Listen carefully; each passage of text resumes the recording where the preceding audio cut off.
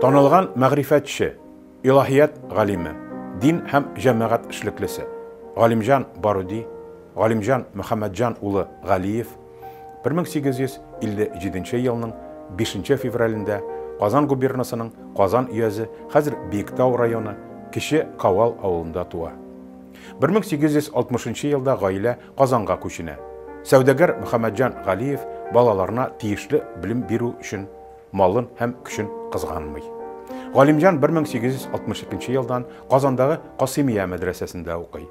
1875 елда Бухарага китеп, укуын Мир Гарәп мәдрәсәсендә дәвам итә.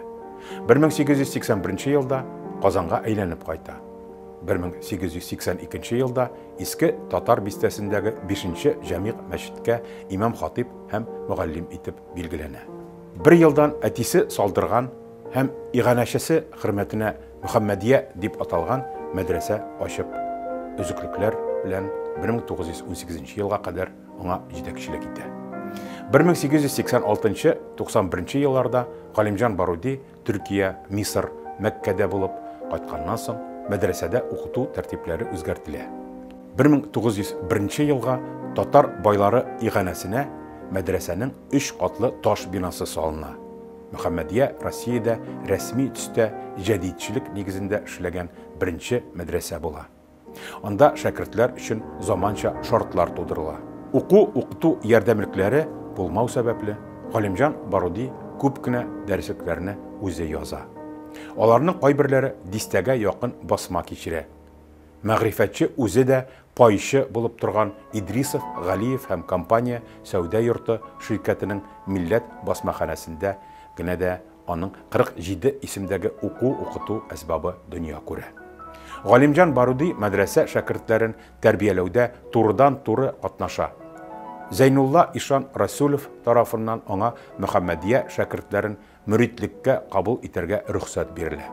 Галимҗан Баруди үзе Зәйнулла Ишанның мөриде генә булып калмыйча, Халидия Нақшбандия суфилар брадәрлегендә аның варисы да була. 1906 елның гыйнварында Галимҗан Баруди татар телендәге беренче шәхси басма педагогикага һәм дингә кагылышлы фикер алышу мәйданы булган гыйльми дини һәм әдәби «Әд-Дин вә әл-Әдәб» журналын нәшер итә башлый. Журнал битләрендә панисламизмны пропагандалауда яңа сул белән белем бирүче мөгаллимнәрнең белемен күтәрү буенча рөхсәтсез педагогик курслар оештыруда гаепләнеп, Галимҗан Баруди 1908 елда Вологда губернасына сөргөнгә җибәрелә. 4 айдан хаҗ кылырга рөхсәт алып, Вена, Будапешт, Истанбул, Бейрут, Каһирә, Мәккә, Мәдинә, Хиҗаз һәм башка шәһәрләрдә була.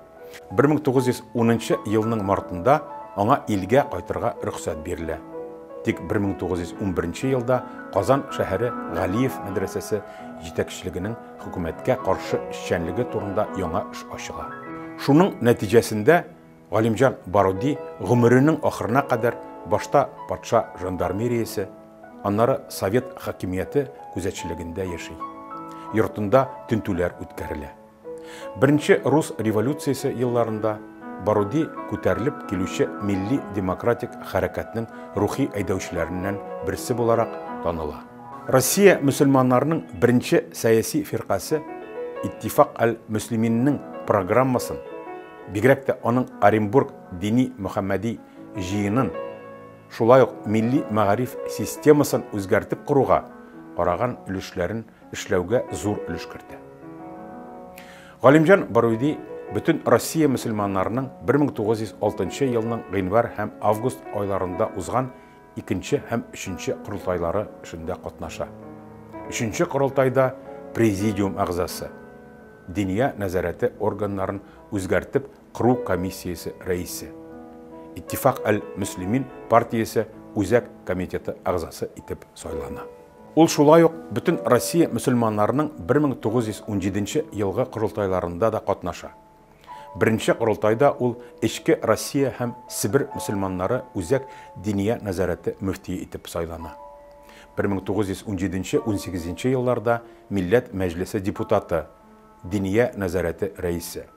1918 елда хөкүмәт тарафыннан милли иҗтимагый оешмалар эшчәнлеге тыелгач, Кызыл Яр шәһәренә китеп, 1919 елның мартында Уфа шәһәренә кайта. Шул елның июнендә ВЧК тарафыннан кулга алына. Азат ителгәннән соң мөфти вазифаларын башкаруын дәвам итә. Галимҗан Баруди гомере буе шәрык халыкларының язма һәм басма китапларын җыю белән шөгыльләнә. 1914 елда халык өчен ачык китапханә оештыра. 1920 елда ул 4288 берәмлектән торган китапханәсен Татарстан дәүләтенә бүләк итеп тапшыра. Галимнең шәхси мөһре белән тамгаланган китаплар Казан Федераль университеты фәнни китапханәсенең Көнчыгыш фонды нигезен тәшкил итә. Мөфти хәзрәт 1921 елның 6 декабрендә Мәскәүдә Идел буендагы ачлыктан зыян күрүчеләргә ярдәм оештыру белән бәйле эш сәфәре вакытында вафат була. Казанның Яңа Бистә зиратына җирләнә.